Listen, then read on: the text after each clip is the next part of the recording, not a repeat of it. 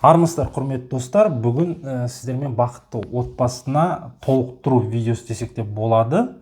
Көп азаматтар осы жайында білмейді екен. Толықтыру видеосы мысал ретінде көрсететін боламын. Қараңыздар достар, бақытты отбасы бойынша 2021 жылы отбасының табысы жан басына бөлгенде 3/1 күнкөріс деңгейінен аспауы керек. 3/1 күнкөріс деңгейінен. Ол дегеніміз 2021 жылы бір күнкөріс деңгейі 34.302 теңгені құрайды. 3/1 күнкөріс деңгейі 106.336 теңгені құрайтын болады достар. Дәл осы видеоны 2022-23-те көрсеңіз, сол кездің күнкөріс деңгейін есептейтін боласыздар. Енді достар қараңыздар. Мысалы, көп балалы ана отбасыда кезінде 4 баласы кәмелеттік жасқа толмағанда үй кезегіне тұрды. Мысалы мысал ретінде. Әкесі 350 мың теңге зарплата табады. Анасы 200 мың теңге зарплата табады. Қазіргі таңда үйінде 18-ге толмаған 3 баласы бар. Енді бұл кісілер қалай істейді екен? Қараңыздар. Мысалы, үйдің ортақ табысы 550 мың теңге да. 550 мың теңгені бұл кісілер 5 адамға бөлгенде 110 мың теңгеге айналды да. Мына қараңыздар, 110 мың теңгеге айналды. Үйдің отбасының ортақ табысы. Енді мына 110 мың, 106 мың, 336 теңгеден көп болғандықтан бұл кісілер ойлайды екен, біз бақытты отбасына қатыса алмайды екенбіз деп. Негізі достар, мына 18-ге толып кеткен баланы да сіздер қоссаңыздар болады. Тағы бір балам бар деп. Сол баланы да жаңағы негізгі табысты бөлген кезде отбасының негізгі табысын жан басына осы баланы қоссаңыздар болады. Ол кезде қалай, мына қараңыз. 550 мыңды уже отбасында 6 адам бар деп бөлесіздер да. Сонда әр адамға міне 91.666 теңгеден айналады. Бұл дегеніміз 106.336 теңгеден аз.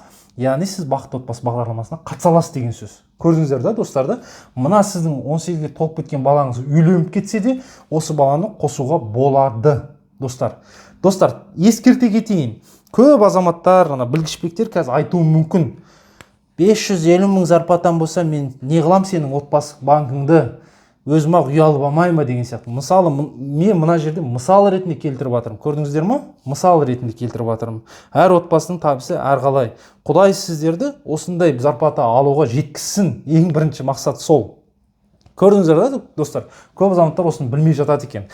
Яғни 18-ге балам толып кетті, немесе қызым тұрмысқа шығып кетті деген сияқты. Сол кісілерді де осы негізгі табысты бөлген кезде сол кісілерді де қоссаңыздар болады. Егер сізден артылып жатса, ақшаңыз артық болып, көбейіп бақытты отбасына қатысамаймын деп жатсаңыздар. Бұны неге жазып жатырмын? Өйткені көптеген жаңа сайттарда көптеген блогерлер жазып жатыр екен. Ақшаңыздан осыдан асып кетсе, бітті, сіз қатыса алмайсыз, бүйтеді екенсіз, сіз олар үшін байсыз деген сияқты. Олай емес достар, көрдіңіздер ме? Осылай да амалын жасап істесе болады. Но расход есептейтін кезде, яғни мен осының алдындағы видеода айтқан болатын, жаңағы отбасы банкінде, жаңағы бақытты отбасына қатысу үшін доход қандай болады, расход қандай деген видеоны көрсеңіздер болады. Сол жерде әр адамға 5 МРП-дан алып тастайтын. Әкесіне, анасына, 3 баласына мына баланы қоссаңыз да, о балаға да 5 МРП алады. Егер бұл азамат жұмыс жасаса, ол азаматқа мына 5 МРП алынбайды. Егер ол кісі жұмыс жасаса, мына кәмелеттік жасқа толып кеткен балаңыз оқу оқыса, дополнительный еще жұмыс жасаса, яғни ол өзін-өзі қамтамасыз еткен адам ретінде бұны мына 5 МРП-ға қоспайды достар. Міне көрдіңіздер да, бүгінгі тақырып осы, толықтыру болды. Негізгі толыққанды видеоны дәл осы менің YouTube каналымда бақытты отбасы ота доя деген видеодан көрсеңіздер болады. Және зарплата жөніндегі видеоны өте мұқият қараңыздаршы, өте оңай. Көптеген азаматтар соны маған жазып жатады. Енді былайша айтқанда ешқандай проблемасы жоқ. Плюс пен минусты білсеңіздер болды. Өзіңіздің зарплатаңызды шығарып аласыз достар. Бүгінгі тақырып осы. Құдай қаласа 12 сәуір күні басталады. Кредитный историяларыңызды дайындап қойыңыздар. Міндетті түрде кредитный история болу керек. Өйткені сіздің кредиттік тарихыңызды тексеретін боламыз. Кредитный историяны қалай алу керек? Ол да менің YouTube каналымда бар. Достар, бүгінгі тақырып осы. Қолданыңыздар. Қандай да бір сұрақ болса, комментарияға жазыңыздар.